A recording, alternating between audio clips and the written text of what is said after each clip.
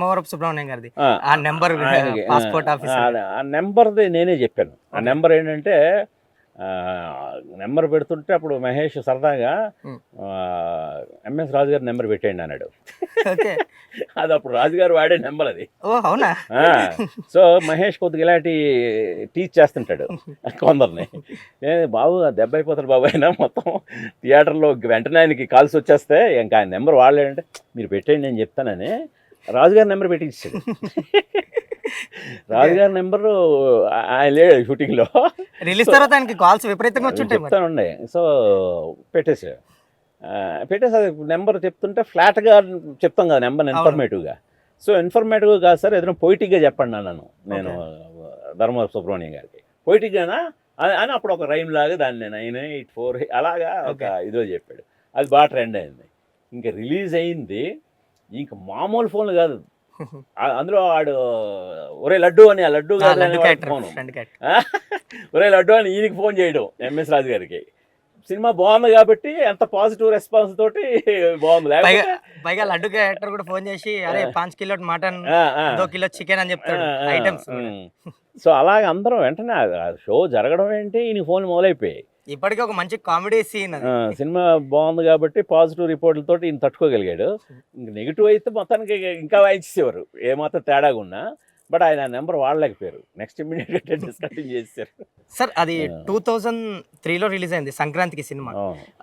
ఎంతవరకు కలెక్ట్ చేసింది? అప్పట్లో 175 days ఆడింది అండ్ విజయవాడలో 100 days ఫంక్షన్ చాలా గ్రాండ్గా చేశారు. సో ఆ విశేషాలు చెప్పండి సక్సెస్ గురించి. ఒక్కడు సక్సెస్ అంటే సక్సెస్ అంటే ఇంకా అది నేను చెప్పడమే ఉంది. అంటే 23 ఏళ్ల తర్వాత కూడా మనం ఇంకా ఒక్కడ సక్సెస్ గురించి మాట్లాడుకుంటుంటే వినేవాళ్ళకి చాలా ఇది ఉంటుంది, బాగుండదు. అప్పటికే నాకు అసలు ఇష్టం లేదు కూడా ఇంటర్వ్యూ. ఎందుకంటే అస్తమానం మనం చేసిన గత వైభవం గురించి చెప్పుకుంటుంటే లాభం లేదు కదా. ఇప్పుడేంటి అనేది కదా ఇప్పుడు ఆడియన్స్ కూడా కావాల్సింది. లేదు సార్ మీరు బెస్ట్ ఫిల్మ్ మేకర్. సరే అందుకని ఆ రకంగా చెప్పాలి. కాకపోతే ఏంటంటే అది మేము షో వేసినప్పుడే ఫస్ట్ కృష్ణ గారు చూపించాలి కదా సినిమా. ఇప్పుడు రిలీజ్ ముందు అది ఎలాంటి సినిమా అయినా ఎవరు తీసినా సరే ఆయనకి చూపించాలి. ఆయన షో ఉంటుంది. ఆయన పర్సనల్గా కొందరికి పిలుస్తారు, కొందరు ఆ ఒక్క షో వేసాం అంతే బిఫోర్ రిలీజ్. ఇంకా వేరే ప్రీమియర్లు ఏమీ లేవు. సో ఆ షో నుంచి సో కృష్ణ గారు అఫ్కోర్స్ ఆయన బ్రహ్మాండంగా ఇచ్చేసి ఆయన అసలు అద్భుతం, ఇంక దీనికి తిరుగులేదు అని చెప్పి ఆయన చెప్పాడు. ఆ నెక్స్ట్ డేకి మాకు నేను మహేష్ రాజు గారు మేము రామానాయుడు ల్యాబ్లో కూర్చొని ఉంటే మాకు వచ్చిన టాక్ ఏంటంటే గత కొన్ని డికేట్స్లో ఎలాంటి సినిమా చూడలేదు అంటున్నారు బయట అని. సికింద్రాబాద్ అంటే మన డిస్ట్రిబ్యూటర్లు ఉండే ఏరియా కదా. సికింద్రాబాద్ నుంచి వచ్చిన టాకు కొన్ని డికేట్స్లో ఎలాంటి సినిమా రాలేదు అనే టాక్ చెప్తున్నారు సార్ అని. మేము అసలు షాక్ అయ్యాం. ది బెస్ట్ కాంప్లిమెంట్ అని. ఇంకా నెక్స్ట్ జన్ రిలీజు అప్పటికి సెల్ ఫోన్లు ఎక్కువ పాపులర్ కాదు కానీ సెల్ ఫోన్లు ఎస్ఎంఎస్ చూడాలనుందికి పేజర్లు ఉధృతి ఏంటో అప్పుడు చూశాను. చూడాలనుంది రిలీజ్ అవగానే పేజర్లతో మెసేజ్లు వెళ్ళిపోయాలి సినిమా సూపర్ హిట్ అని. పేజర్ అని ఉండేది ఐడియా. ఒక్కడ వచ్చేసరికి సెల్ ఫోన్ మెసేజ్లు.